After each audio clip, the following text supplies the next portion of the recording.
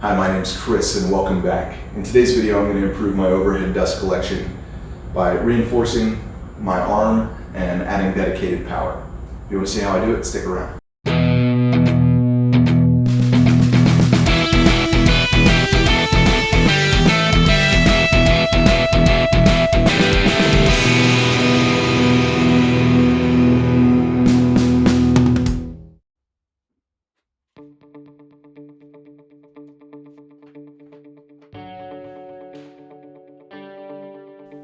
My entire project is made from scrap 3/4 inch birch plywood. Here on the table saw, I'm going to rip all of the stock to 2.5 inches wide. Just as a safety note here, I have the video in real time. You can see my fingers are far away from the throat plate, and I use a push stick for each cut. In all of my videos, I generally use sped up video footage, so it may look like things are unsafe, but I can assure you that I'm using safety techniques. Here I start off by just roughing out the height. I don't really know the final height of this thing or exactly how I'm going to put the arm together at this point, but I'm just getting it to a manageable length before I continue on. And then here I just kind of mock up the arm how I think I'm going to do it. I'm just going to use a simple lap joint with a piece below it to reinforce it. I'm going to be using steel angle brackets to reinforce this whole thing, and I'll use pocket holes to temporarily attach it while I install the angle brackets.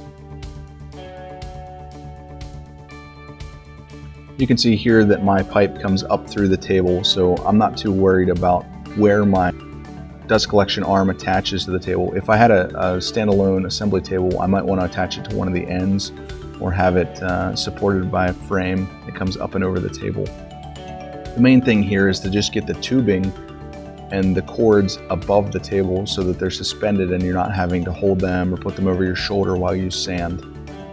Once I get the dimensions and structure of my assembly figured out, I go ahead and begin to assemble it.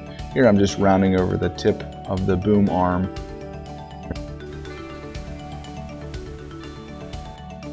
And here I am cutting the column to final length now that I've got the final height determined. Next I'll give it a rough sanding and round over on all the edges on the belt sander before I do the final assembly.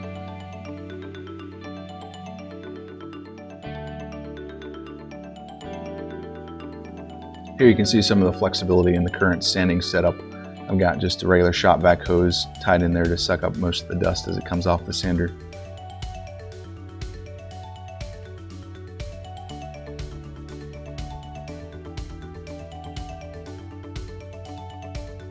And for ease of assembly, I'll mount the first angle bracket before I put the arm in place.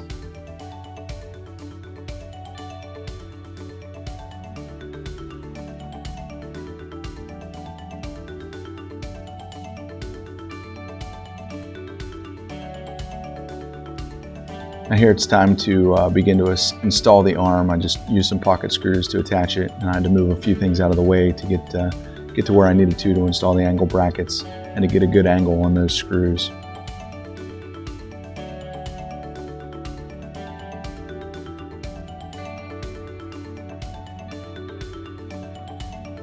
One of the things I made sure to check was that the angle brackets didn't interfere with anything that's going to come through the table saw.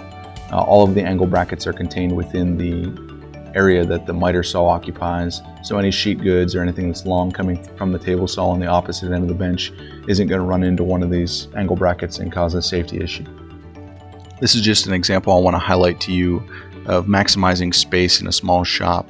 You want to capitalize on any dead space, like this space between the drill press and the unusable area of the miter saw, to run things like dust collection pipe.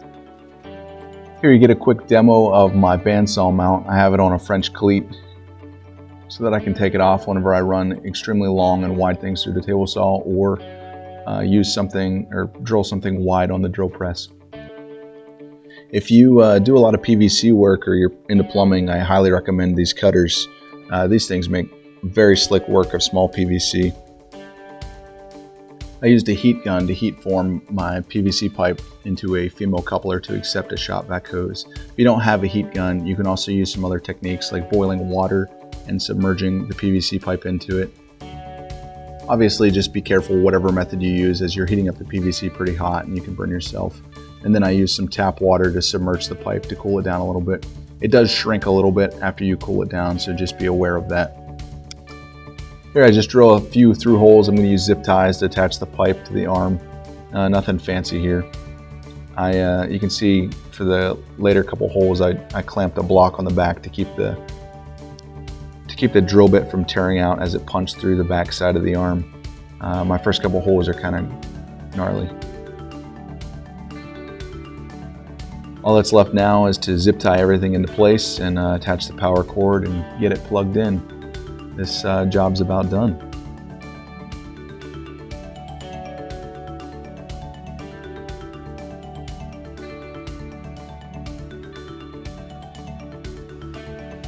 First order of business is to clean up the drill chips from this project, and then I'll modify my sanding hose and zip tie everything all together there.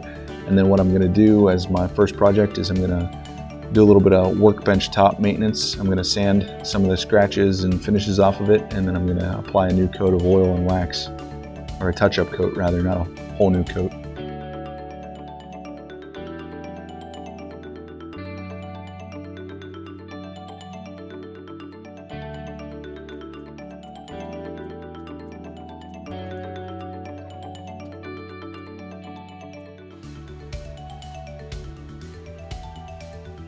That same day when I put a new coat of oil and wax on the top, I also stained the arm and gave it a coat of wax just to give it a nicer surface finish.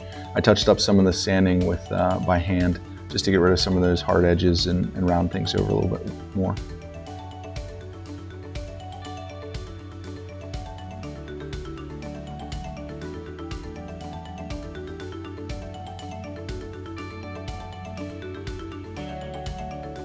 Thanks for watching. I hope you enjoyed this video. My goal with this setup is to make sanding, routing, and cleanup much less of a chore.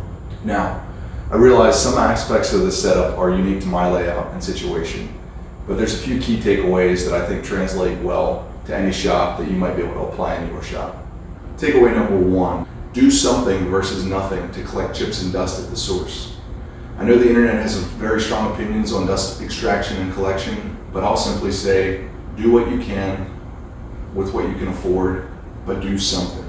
Tip number two, get your hoses and power elevated. Having them passively suspended above the table allows you to work freely and focus on work rather than cord and hose management. Tip number three, you can heat form PVC using some very simple techniques to make custom fittings out of inexpensive standard pipe. This allows you to save some money and customize your setup for what you need.